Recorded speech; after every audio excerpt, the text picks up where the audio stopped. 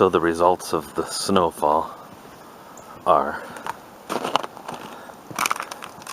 my beam did not make it.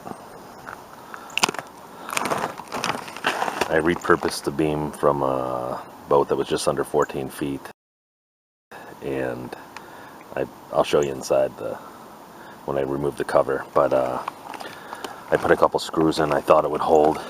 I didn't put in a middle support. It's resting on the bow, and over by the transom is one board down, but the middle did not hold up, so I'll fix that.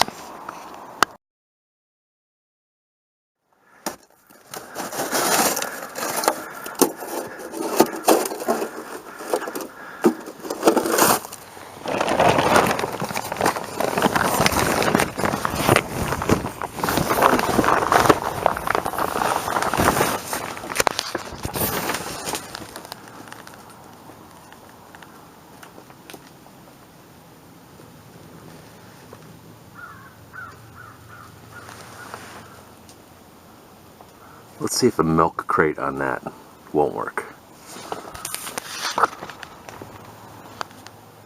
There it is. Okay, here's my temporary solution, which I hope is permanent. Those aren't the best places for those ratchets because they're touching the cover, but my neighbor was kind enough to bring over a 2x4 that is not quite as long, but long enough for me to sister, and I made up the gap using a milk crate and some wood cobbed together. But this is what I'm hoping will last the winter, so I suppose let this be a lesson learned, if not for you, for me, that you should probably do it right the first time when you know better, but such is life. So I moved the ratcheting straps so they'd be easier to access on the driveway side.